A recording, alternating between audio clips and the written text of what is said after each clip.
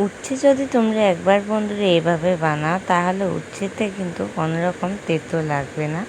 নমস্কার বন্ধুরা, আমি রীতা চলে আসলাম তোমাদের সাথে আবারও নতুন একটা রেসিপি নিয়ে। আজ আমি বানাবো উচ্ছে আলু দিয়ে চিংড়ি মাছের দুর্দান্ত স্বাদের একটি রেসিপি, যেটি ছোট থেকে বড় সবাই খুবই পছন্দ করবে। আর সবাই কিন্তু একবার খেলে বারবার তোমাকে বলবে এই রেসিপিটি তৈরি করার জন্য। রেসিপিটি চলো শুরু করা যাক। এখানে আমি একটা কড়াই বসিয়ে দিয়েছি। কড়াইতে দিয়ে দিয়েছি হচ্ছে আলু। এখানে আমি বড় সাইজের একটা আলু কেটে নিয়েছি। এখন আমি হালকা আলুটা ভেজে নেব। আমি লো টু মিডিয়ামে রেখে আলুটা ভেজে নিচ্ছি। তারপরে এখানে আমি দিয়ে দিচ্ছি হচ্ছে উচ্ছেটা বন্ধুরা আমি আগে একটু সেদ্ধ করে রেখেছি যেন তেঁতোটা একটু কম লাগে, তার জন্য। তোমরা চাইলে কিন্তু উচ্ছেটা সেদ্ধ নাও করতে পারো। তারপর দেখো উচ্ছেটা আমি আগে থেকে যেহেতু সেদ্ধ করে রেখেছি, এখন সে সেদ্ধ করা উচ্ছেটা আমি আলুর সাথে দিয়ে একটু লবণ হলুদ দিয়ে অল্প পরিমাণে আমি ভেজে নিচ্ছি। ভেজে নিয়ে এখন আমি নামিয়ে নিচ্ছি উচ্ছে আলুগুলো। নামিয়ে নেওয়ার পরে এখানে দেখো আমি অল্প পরিমাণে একটু তেল দিয়ে দিয়েছি।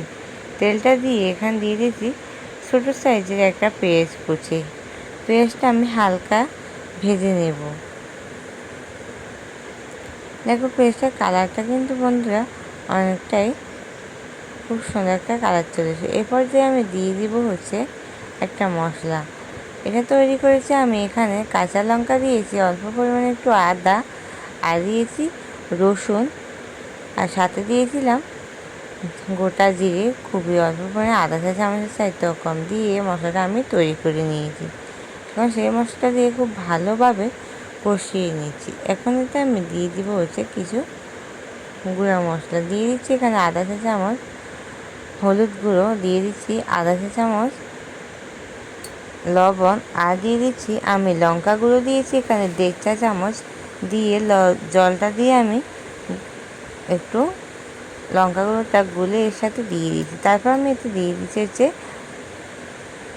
চিংড়ি মাছগুলো দিয়ে খুব ভালোভাবে সবটা আমি কষিয়ে নেব। এরপর দিয়ে দিব হচ্ছে ভেজে রাখা আলু আর উচ্ছে দিয়ে এটাকেও খুব ভালোভাবে সবগুলো উপকরণ আমি কষিয়ে নেব, মানে খুবই সুন্দরভাবে মশলাটার সাথে মিশিয়ে যায়।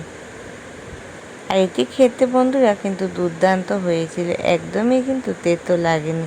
এরপর আমি এতে দিয়ে দিচ্ছি হচ্ছে জল, পরিমাণ মতো জল দিয়ে দিচ্ছি। আমি এই উচ্ছেটাকে কিন্তু একটু ঝোল রাখবো, বলতে পারো এটা চিংড়ি আলু উচ্ছে ঝোল।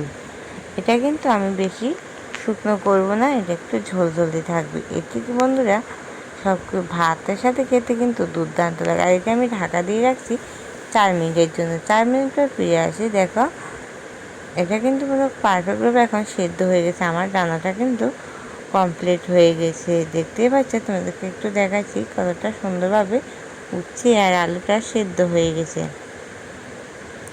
আমার চ্যানেলে যারা আজকে নতুন বন্ধু আছে, প্লিজ আমার চ্যানেলটি সাবস্ক্রাইব করে পাশে থেকো। পাশে থাকা নোটিফিকেশানটি অবশ্যই অল করে রাখবে। আমার ভিডিওটি তোমাদের কেমন লেগেছে তোমাদের সুন্দর কমেন্টে বলে যাবে। তোমাদের একটি কমেন্ট আমাদের কাছে অনেক মূল্যবান। সবাই ভালো থাকবে, সুস্থ থাকবে। দেখা হবে আবার তোমাদের সাথে নতুন একটা রেসিপির সাথে। সবাই এতটা সময় ধৈর্য ধরে আমার সাথে সম্পূর্ণ ভিডিওটা দেখার জন্য সবাইকে অনেক অনেক ভালোবাসা।